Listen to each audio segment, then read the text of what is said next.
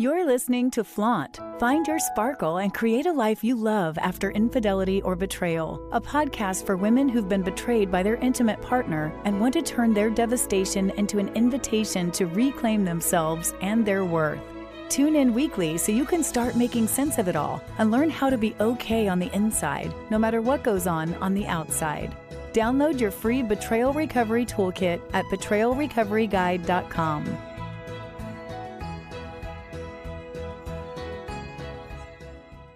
This podcast is sponsored by BetterHelp. Have you been struggling lately? Relationship issues impact every area of your life. When I found out about my husband's infidelity, I was so devastated. I could barely function.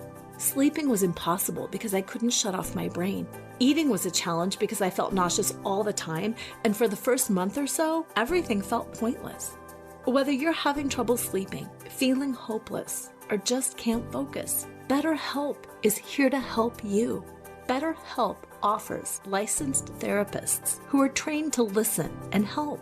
You can talk to your therapist in a private online environment at your convenience. There's a broad range of expertise in BetterHelp's 20,000 plus therapist network that gives you access to help that might not be available in your area.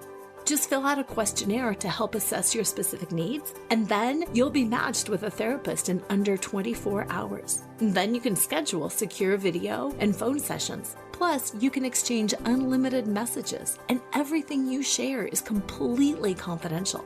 I know that confidentiality was important for me, especially early on when I couldn't even get my own mind wrapped around what was happening. And it was so comforting to be able to speak with someone candidly about everything I was going through, to validate that what I was feeling and experiencing was completely normal. You can request a new therapist at no additional charge anytime. Join the 2 million plus people who have taken charge of their mental health with an experienced BetterHelp therapist. Special offer to Flaunt. Create a life you love after infidelity and betrayal listeners. You get 10% off your first month at betterhelp.com/flaunt. That's BetterHelp, HELP.com/flaunt, FLAUNT. Thanks again to BetterHelp for sponsoring this podcast. Hello and welcome to Flaunt. Find your sparkle and create a life you love after infidelity or betrayal. I'm Laura Cheadle, and today we are going to talk about divorce. My guest is Jackie Pilossoph, and she is the CEO and founder of Divorce Girl Smiling.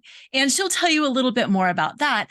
But what I really love about her and her company is, well, many things, but it's the energy of smiling. It's the energy of, yeah, we can get through this and we can get through this together. It's the energy of, hey, let me introduce you to the people that I know that helped me. Hey, let me connect you with so-and-so. It's friendly.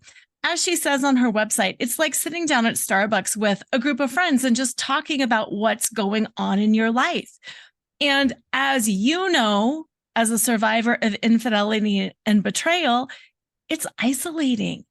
Nobody wants to sit down and share with their neighbor, hey, guess what my partner just did to me?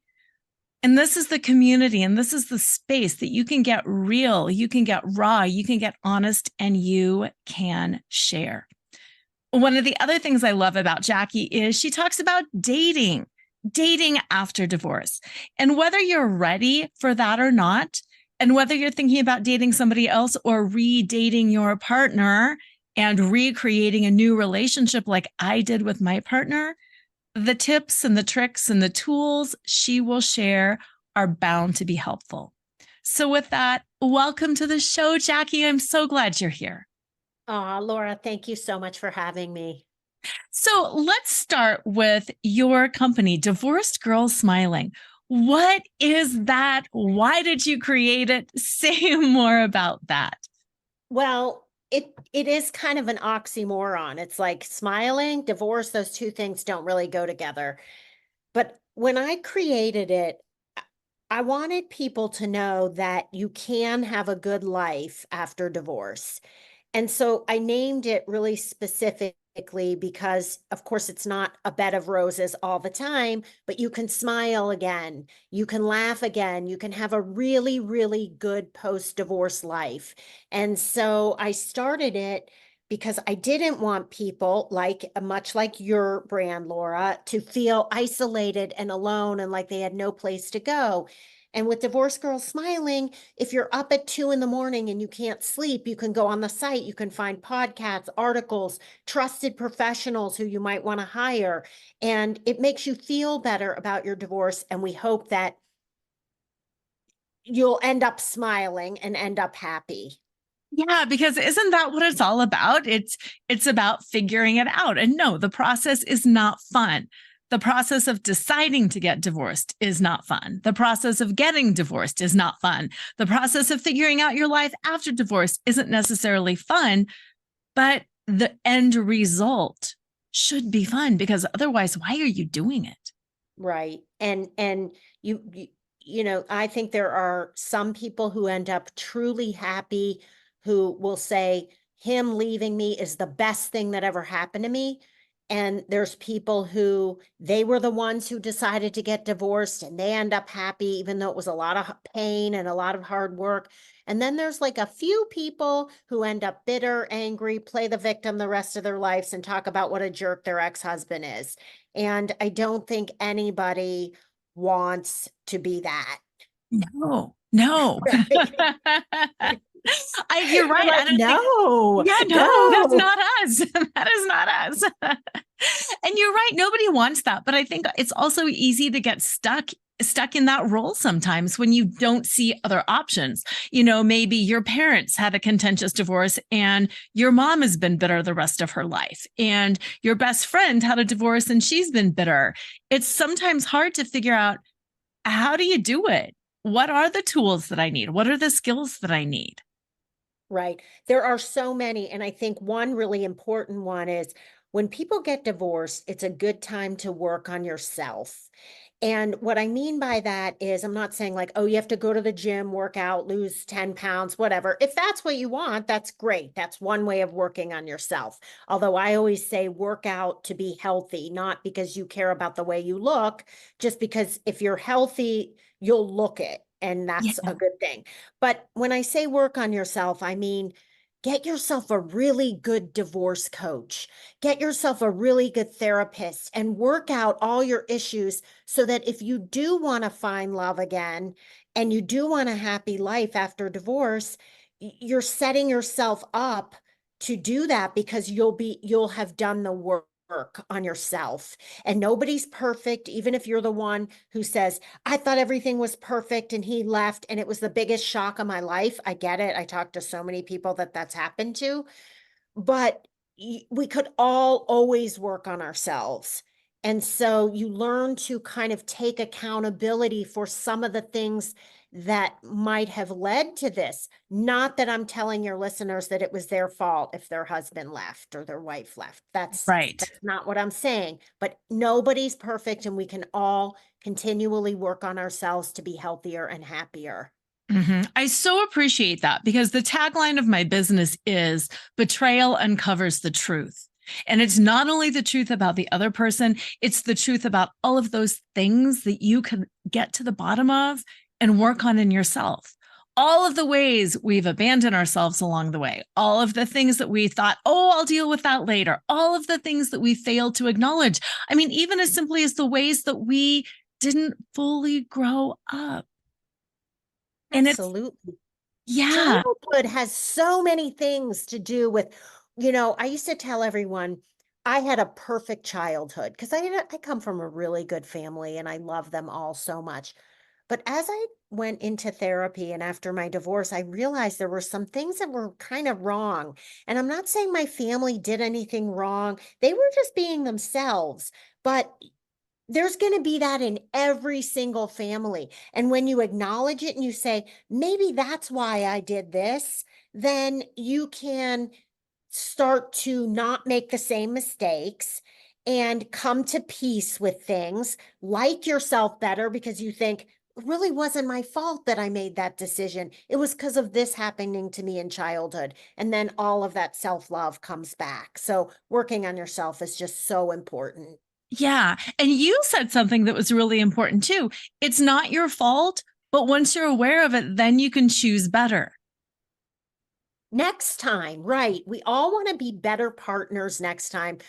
Or even if people are listening and they're like, I'm not really into dating anyone right now, that's fine. But I find, I don't know about you, Laura, if somebody was married and they get divorced, they usually want to be married again because they liked monogamy. That's why they got married in the first place. They liked Right. the idea of it. They were just not in the right marriage. And Mhm. so I think that most people, well, I shouldn't say most, but so many people want to get into another relationship, maybe not even get remarried, maybe just, but this will set you up, working on yourself, surrounding yourself with healthy people, both personal friends and professionals. Good divorce professionals will help you get to a good place so that you'll be a really good partner in your next relationship. Yeah. I love how you talk about surrounding yourself with people, because when you are surrounding yourself with people who are self reflecting, who are growing, who are learning, who are saying, oh, I just learned this about myself. That's an icky part of me. And I am not beating up on myself, but I got to change that. I've got to address that. It empowers you to do the work too. I was just about to say that's so empowering because it's in your control. You can only control yourself. You can't control how your ex is going to act. Nope. You can't control those toxic friends, but you know what you can do? Get them out of your life. Like if people are listening and you're thinking of somebody who you come home from dinner, every time you go out to lunch or dinner with them, you think, why did I do that? They just make me Mhm. feel bad about myself. They could be jealous of you. They could just not be right, a good fit for your personality. Whatever the reason is, if they're not making you feel great and lifting you up, Mhm.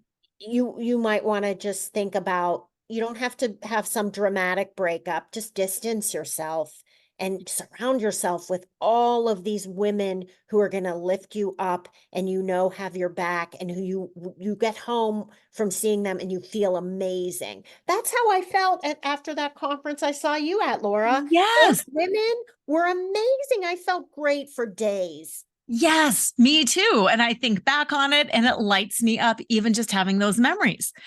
And I want to say this, and some people might go, "Ooh, I can't believe you just said that," but I'm going to say it. Sometimes it's your spouse that is the person that's a little toxic, that's dragging you down. And it's okay. Start noticing it.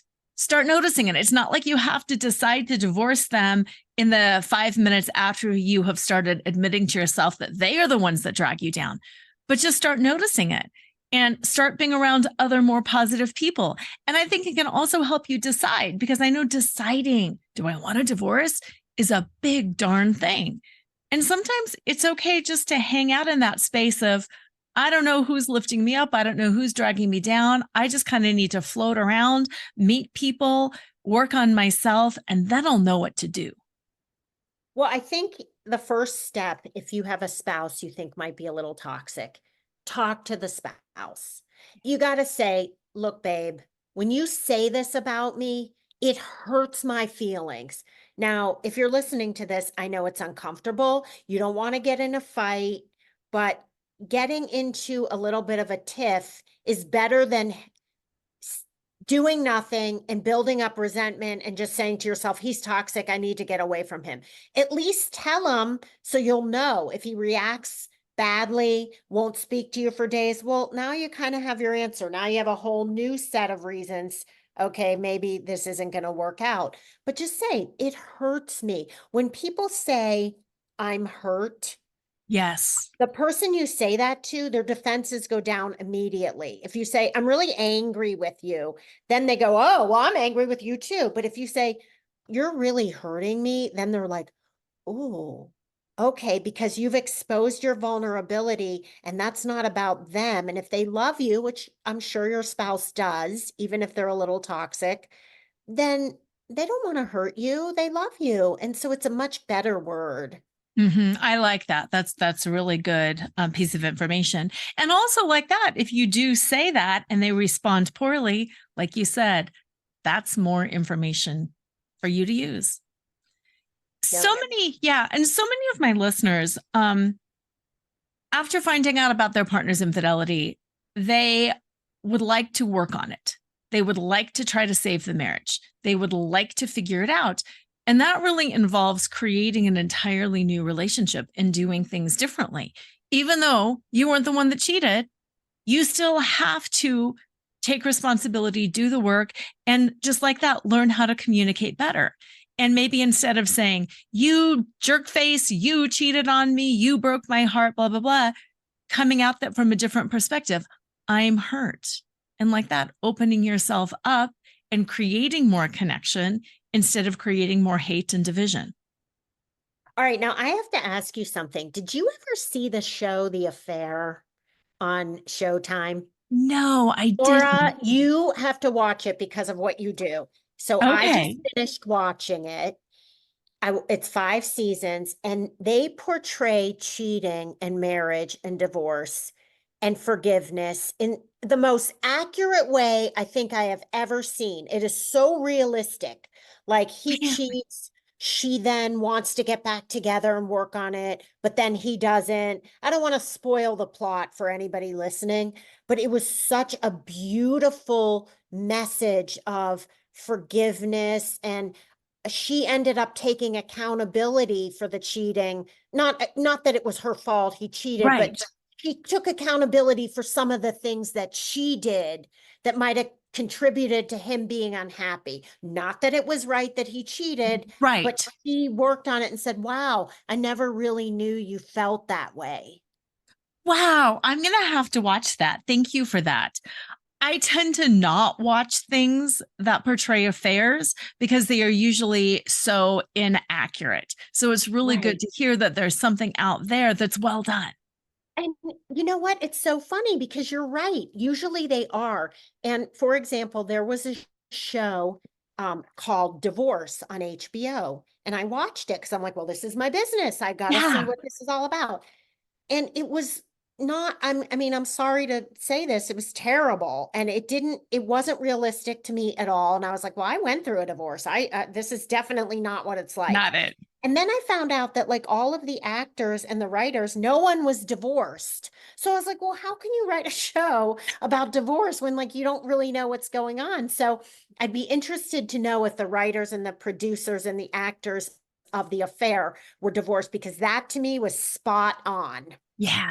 Oh, that's interesting. I'm going to have to check that out. Thank you. Mhm. Thank you. Thank you for that. Mhm. Okay. You had just mentioned that you had gone through a divorce. Would you mind sharing a little bit about what you wish you would have known then that you Oh, know now? everything. So I got divorced when I was 41. I didn't get married till I was 35. I had kids right away because I was older. And I had lived independently for so long that for me, I'm not going to say my divorce wasn't traumatic. It was, with 2 young kids, no family in town. No, I didn't even know one person who was divorced at that time because it was 2008. Mhm. And, I live in a suburban community and everybody was happily married. And I was known as like the divorced person, the divorce girl. Right. And so it was really hard, but I had been independent. Now, so many people that I talk to who come to my site and message me, they've never lived independently. They went right from the college or whatever, got married, and that would be really hard too.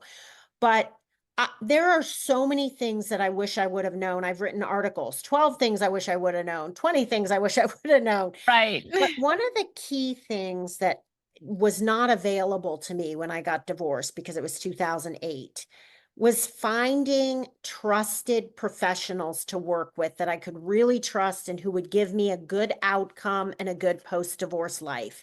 And what I Yes. mean by that is there was no such thing as a divorce coach back then. Right now, I would tell anyone getting a divorce to hire a divorce coach. Yes, Yes. it costs more money, but you're going to save more money and you're going to get a better divorce outcome, probably with more money if you have guidance, somebody to hold your hand along the way, inspire you, tell you how it is, hold your hand, and just make you feel emotionally better, but also help you make better decisions during the divorce. The other thing is now there's certified divorce financial analysts that will help you with your finances. There are divorce real estate agents. They don't charge any more than other real estate agents, but they're trained. They have this certification to help you when you're selling your house during a divorce. There are certified mortgage lenders, certified divorce lending professional. Those people, they don't charge any more than a regular mortgage lender, but they specialize and they have a certificate where they've been trained to help people going through a divorce. So see what I'm saying, Laura? If you Yeah. have all these people on your team, you're going to get a better outcome because they're knowledgeable. They've dedicated their careers to helping you. And that is one of the big things about Divorce Girl Smiling. If you go to divorcegirlsmiling.com, you'll find a list of my trusted, vetted divorce professionals who you can then have consultations with and decide if they're a good fit for you. They've been vetted extensively by me and my advisory board. We know them. They're really good people. Yeah, I appreciate so much that you said that, because before I started doing betrayal recovery coaching, I was an attorney. And let me just tell you, attorneys are not trained to handle emotional issues. Attorneys are trained to handle legal issues. And I cannot tell you how many times attorneys get frustrated when clients come in and ask all of these emotional questions that don't have anything to do with the law. And they're giving it their best shot, but they don't know the answer. They don't know. And then you're paying $300 an hour, $500 an hour for an attorney who's like, I don't know. I don't know what the law says this. I don't know. Use a coach. A coach will hold your hand. A coach will touch on the emotional things. A coach will help you and guide you, whereas attorneys solve legal problems. Use your attorney. Yeah. And then another thing is that you can use the coach for is after you've gone through this divorce, now you're thinking, what the hell do I want to do with my life? I'm divorced. Maybe you have to go back to work, or maybe you're just going to have a lot more time on your hands, and you don't know what you're supposed to do, especially Right. women over 40, because everybody does something different that they did before they got married and had kids. So it's like, what am I supposed to do now? These divorce coaches, I'm telling you, they're trained to ask you questions and do exercises with you to help you figure it out. Yes. Yes. And what I'm going to say on that too, it takes time. It takes time. It takes energy, and it is worth every penny. When I coach with people, I'll see you one off. I want to see you for 6 months. I want to see you for 3 months. I want to form a relationship with you. I want to see your ups. I want to see your downs. I want to guide you, because it takes time. And instead of spinning your wheels for 2 years and going back to school and realizing that's not what I want to do, and then doing this and then doing that, pay the money to a divorce coach, see them, they'll help you figure it out, and you will go further faster with their guidance. So I love that you mentioned after the divorce. Absolutely. What are some other things I learned from my divorce? Let me think. Yes. You have to have patience. So divorce takes a long time. We live in a society where people say, Siri, they think they can say, Siri, give me a divorce. And they have a divorce. Look, my Siri just went off. Like, wouldn't that be nice? Right. And people need answers now. They can't wait. And if you're listening to this and you're thinking of getting divorced, I want your listeners to know it's going to take minimal a year. And that's if you're lucky. And just accept it and say, you know what? This is a long process, but it's eventually going to end, and you have to be patient. It's hard. It's really hard. And you have to try to have a life, because you don't want to just give up your life for a year. No, that's a good point. It's how can you be happy while you're going through it? How can you continue to grow and evolve while you're going through it? Because no, it's not going to be fast. Right. Mm-hmm. Right. Mm-hmm. Do you want some more things I learned from my divorce? Sure. Give me one more thing that you learned from your divorce, because I know there is so much out there. Okay. I learned a lot about anger. So a lot of people will say to me, like, how do I stop being angry about my divorce? And what I tell them is like, I can't tell you how to stop. The only person who can let you go of your anger is you. But I can offer things that can help foster letting go. Like acknowledging that, first of all, you have to feel the anger. I Yeah. worry most about people getting divorced who are like, well, I'm not angry because, like one woman said to me, he had cancer. And okay, I'm sorry, I had cancer. I didn't break up with my long-term boyfriend. So Right. I worry about people who say they're not angry. You have to be angry. You have to feel it and be pissed and punch a pillow and cry and say, like, why is Why this me? happening to me? It's not fair. Okay. But then after a while, we're talking about letting it go after like a little while, not hanging on to it forever.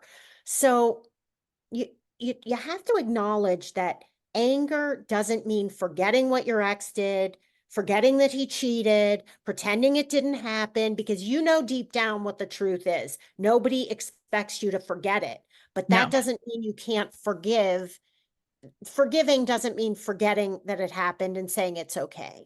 Right. Forgiving means I'm getting this toxic emotion out of my system so that I can make room for good stuff so that I can have a really good life moving forward.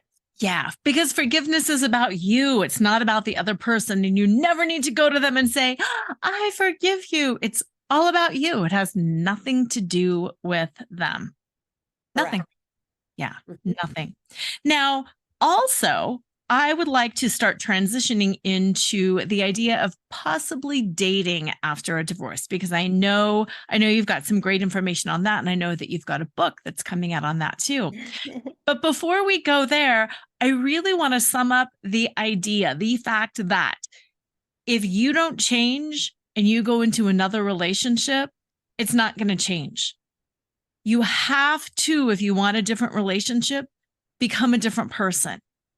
And that's something that I just really want to foot stomp. Yes, in this situation, your partner cheated on you, but you still need to grow yourself. You still need to become a different person. And what are your This thoughts is around the that? best advice. Best advice, Laura.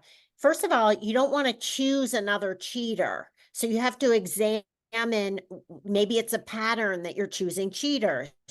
And then you're right, Mhm. you have to work on yourself so that you can be the best partner possible, because then you'll have the happiest, most meaningful, best relationship. Absolutely. And it's funny, I know this divorce coach who started out as a dating coach, and then she said to me, I think I'm now both a divorce and a dating coach, because she started coaching these women and she didn't realize that they needed to work on themselves before they could start dating. So she said, so she has like half and half clientele. And some people, she'll say to them, you know what, look, you need to work on yourself. Let's do this first. And then after a couple sessions, we'll talk about you dating. But first, we have to fix these issues with you. Wow, I love that. Me too. Yeah, I so thought it well was done. great. Yeah, because it's true. And I also love something you just said choose another cheater. Wow.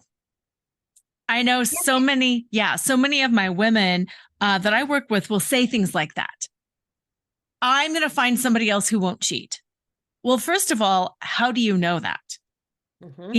And then sometimes people say, well, if I stay and how will he cheat again? Or will he cheat again? And how will I know? I mean, it's a real fear because we can't control the other person, whether it's the same person in a new relationship or an entirely different person. We don't have any control over anybody but ourselves. Darn it. I know, but I feel like, and this is your wheelhouse here, Laura, if I was with someone who cheated and then I decided to work it out, I would be afraid every time they got a text after 9 o'clock at night. Like I'd be like, ding, who's that? I want to see your Mm-hmm. phone. And Mm-hmm. I'm sure that is really hard for people, both people, because maybe the cheater really wants to work it out, and they're like, here, look at Yes. my phone, it's my boss, look. And that Right. would be really hard. Yeah. It is hard. It's really hard because you have to develop such a strong sense of self-trust in yourself that you can handle that, because otherwise it does crumple you. And then you also have to develop such strong communication skills with your partner that you can navigate difficult conversations like that, because they do come up more often than you would think they would ever come up. Yeah, I'm sure. Mm-hmm. Mm-hmm. So let's talk about dating. Hmm. So when you are ready to date, feel like you're ready. So I want to tell your listeners, I really walked the walk. So I guess you start dating when you're like 16, 17. So I dated from 16 until the time I was 35. I got divorced at 41. I then dated from 41 to 49. And then I met the love of my life, and I've never dated since. So, but I had I broke up with someone when I was 49 and had a few dates in between. So I definitely have vast experience in dating in all different age ranges as Right. well. I dated, every decade I dated of my life, except for really my 50s. But what I want to tell your listeners is that so I have a new book coming out in literally 2 weeks. It's called Who Let the Dogs Out? An empowering, funny, and inspiring guide to dating after divorce. And I wrote the book because I feel like it is my best divorce and dating after divorce advice that I have ever given. And I did it based on all the men that I dated after my divorce. So there's a lot of, here are the mistakes I made, because I don't want people to read any dating advice book and think I'm judging them. I made so many mistakes, you can't even count. Right. So I'm trying to help people avoid those mistakes and have a better experience than I did. So I each love that. chapter of my book is a different story of my dating life after divorce and what I learned, basically. What I appreciate about what you just said too about all the dating is so often I will have people say to me, I will get divorced and then I will find the love of my life. And then people will say, dating is so frustrating. This is so awful. I haven't found anybody. Just like divorce, you have to be patient and it takes a long time. I feel like with dating, you have to be patient and it takes a long time. It's not just that, bing, Prince Charming's here. Sure. I always compare dating to shopping at like Nordstrom Rack. You know how you go into Nordstrom Rack and you sift through all this crap, and then Yes. all of a sudden you see this like blouse and you're like, oh, this is nice, like a diamond in the rough. And that's kind of how dating is. But I believe when you're dating all of these guys who are like, you come home and you're like, oh, that was awful. I can't do this anymore. I didn't even like the guy from the minute I saw him. I had to then spend an hour and a half having dinner with him, and I'm sick of this. Try to think of something good that came out of it. Even when you're actually on the date, if you're like, there's no way I'm ever kissing this guy, it's out of the question. It's not happening. And you know that the minute you see him, Mm-hmm. just say to yourself, like, I'm going to open my mind, and maybe this guy and I are going to become good friends. Maybe this guy has a brother or a cousin or a friend, and that's going to be the love of my life. Maybe I have a friend for him. Maybe he's interesting. Maybe we're going to laugh a lot. Start asking questions like you're interviewing someone so that you can really get to know people, because I have a really good attitude, and I believe that most people in life bring something to the table, and you have to find it. And it's so nice to find it, because it's just enriching your life instead of being like, nope, cross him off the list, forget it. I'm on I, this, fast track to get married. He's not the one. I'm moving on. Just relax, take a breath, get to know this guy. He might bring something to your table. I think that's a great perspective, because you're right. If it's not that person, it might be somebody else. I was at a luncheon, maybe 2 months ago right now, and they were talking about selling. And the concept was not selling to, the concept was selling through. You can't meet all the people that need your services, but you can meet people who use your services. And when you said that, that's what I thought about too. It's not necessarily dating and marrying that person. It's through them, other things can open up. Very, very good analogy. Very good. And another thing about people going on dates is like people say to me, "Oh, I have a date tonight. I really hope he likes me. He looks so good on the app, good picture, he's checking off all the boxes." Instead of that, why not go in with the attitude of like, "I hope I like him because he's really lucky if he gets me. And I hope we like each other." You don't even have to be that, focused on yourself, but like, "I hope we connect because he really looks good to me." Don't feel like you are desperate and that you have to meet someone. If you already have kids, then you're not getting married to have kids. Right. If you like, and I'm going to tell your listeners, when I first got divorced, I was only 41. And technically, I was kind of like, I could have more kids. I mean, I love being a mother. And Yeah. not that I was wanting them, but I would have It maybe up could until have. the age of like 45. And I remember just my strategy was find husband number two. That I got divorced and that's all I wanted. I just wanted to be married again and I was going to meet someone. And guess what? It backfired so badly. I dated the worst people. It was a disaster. It was a complete disaster. And it wasn't until I started saying, "Why do you need somebody to make your life so good?" that I Right. ended up starting to meet better people and and I wasn't settling because I didn't need to settle. And I think that the longer somebody is divorced, the more independent and used to being by yourself that is, whether that's good or bad. And it's those people at the beginning of the divorce who are so used to being married that they just want to be married again because that's what feels comfortable to them. Yeah. Yeah. Isn't that funny? The whole concept of the independence versus used to be married. And is it the person or is it just that you want to be in that state and anybody will do? Yeah. And Yeah. that's why there's the second marriage divorce rate is 70% because people rushed into it or they met someone and they were so shocked that they met someone that they had to take it all the way. They couldn't just wait. And you don't have to wait as long as I did. I've been with someone for 9 years and we're not married, but he is the love of my life. We are very happy. And we didn't feel like we needed to be married. We didn't even live together until all of our kids went to college. Yeah. And so we waited, and I'm not judging and saying like, "Oh, I'm so holier than thou because I waited." But I'm saying don't get married in the first year or two. Just wait. There's no rush. Yeah. Yeah. There is no rush. And divorce is expensive and it's messy and it's time consuming.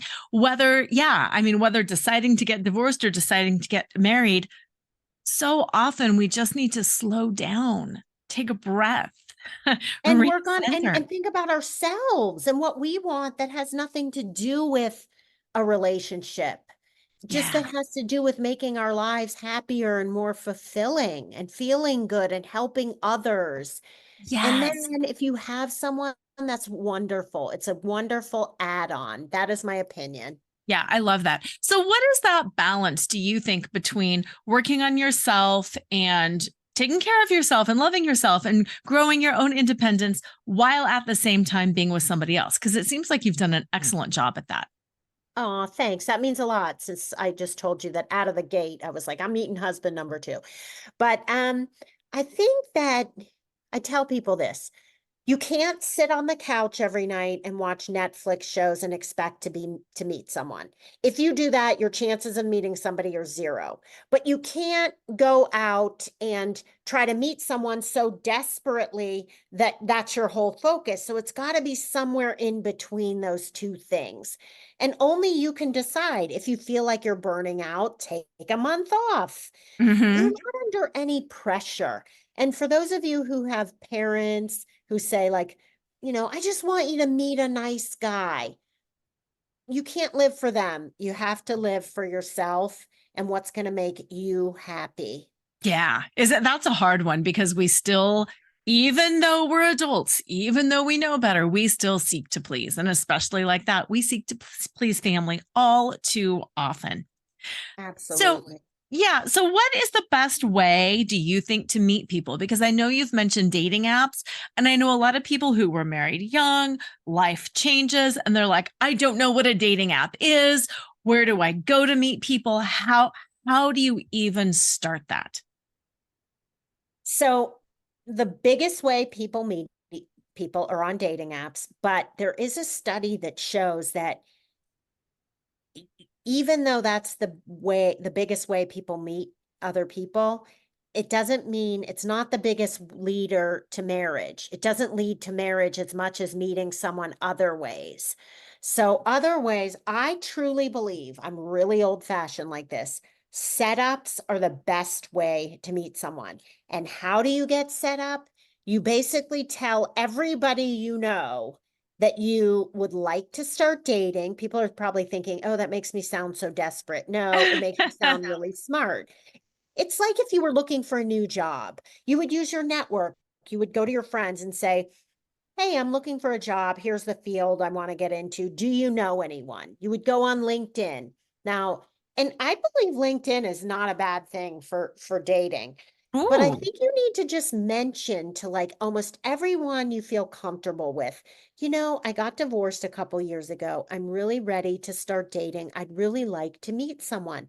Now, maybe that person goes home and says to their husband, like, hey, I talked to Jackie today, and boy, I'd love for her to meet someone. Do you know anyone? And he might say, there's this guy in my office that just got divorced. And yeah, maybe she'd like him. Because if you don't say anything, they're not going to think that without you saying something.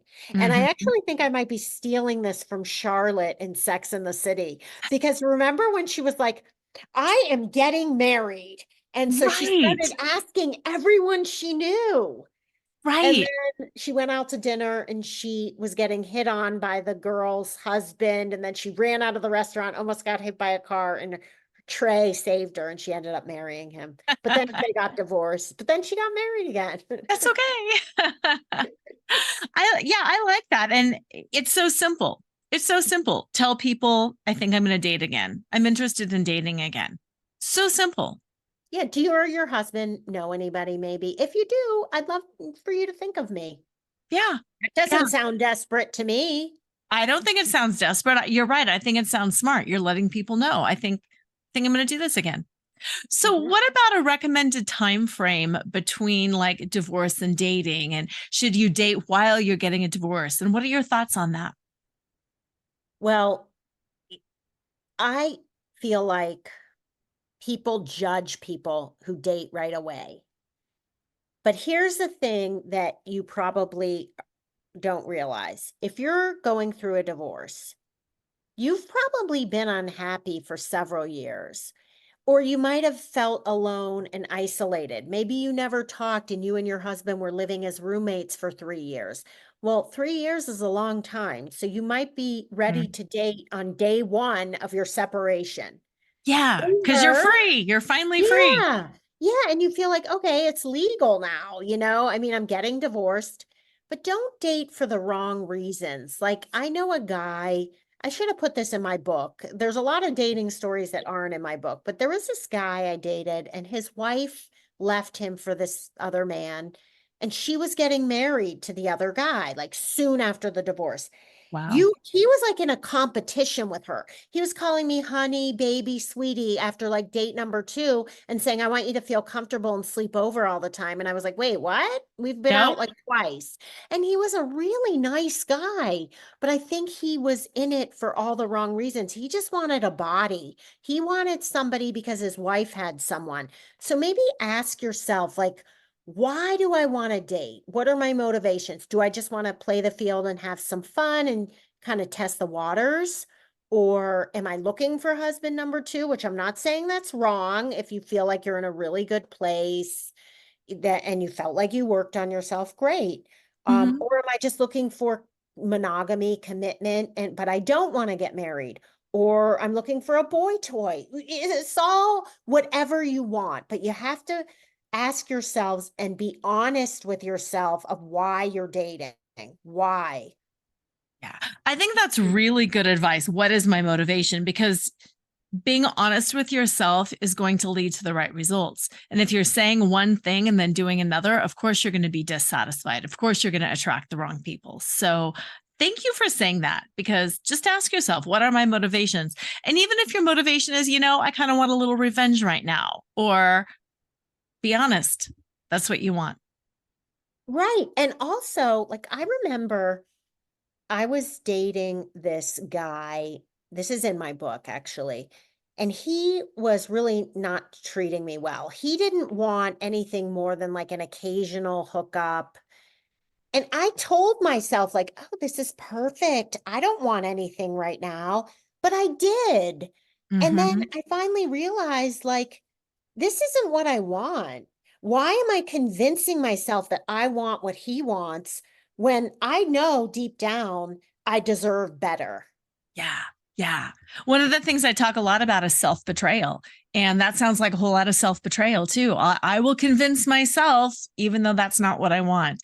And sometimes it is hard or uncomfortable to stand in our truth. Like, I do want to get married, when people are saying, you don't need to. No, but I want to. So yeah, be strong. Check your And those motivation people and who do it. say, like, you don't want to get married right now, have fun. Usually they're married people and they don't have any idea what it's like to go through a divorce. So they say, just have fun. Right. Well, that's what you would do if you were getting divorced, but that's not right for me. So No. nobody should be judging you. And if they are, you need to just ignore them.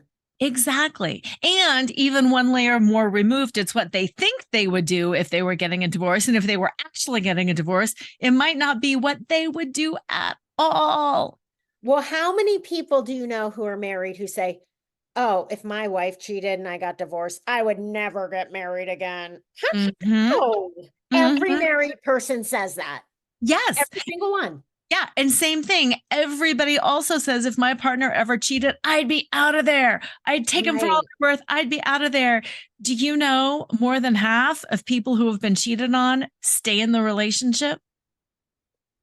You don't know I until think you're there. that's wonderful. I know people who have cheated and they ended up divorced, and people who cheated and it worked out. I'm telling you, there's this one woman, her husband, I judged for so long, and now they're so happy. And it took me a really long time to even like be nice to her husband.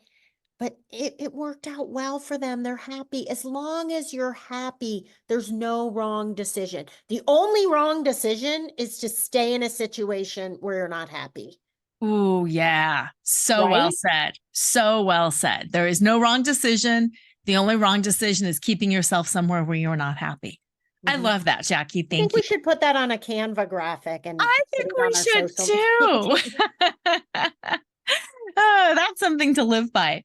Well, before we close out, I'd like you to let listeners know where they can find you, your website, your podcast, all of that stuff. So just one place, go to divorcedgirlsmiling.com and you can get to my podcast that way, or you can listen to my podcast on Apple or anywhere podcasts are found. And you can read articles on Divorce Girl Smiling. You can find trusted, vetted divorce professionals. I have a mobile app you can download. And I also offer a free consult where if you're thinking about getting divorced or going through one and you want to talk to me, I give people 30 minutes. You can vent, you can tell me everything. It's free, it's completely confidential. And then I can connect you with people who I think could help you. So that's what I do during my free consults. Yeah, highly, highly, highly useful. So, listeners, definitely reach out. And in the meantime, have an amazing week. And as usual, always remember to flaunt exactly who you are, because who you are is always more than enough. To all the women who have cried in the shower, smiled when they wanted to scream, and couldn't wait to get home and unhook their bra, Flaunt is the definitive guidebook on how to get back in touch with who you are underneath your labels, roles, and scripts. Fall in love with yourself right now. Breathe life into the dreams you left behind and live each day with uninhibited joy.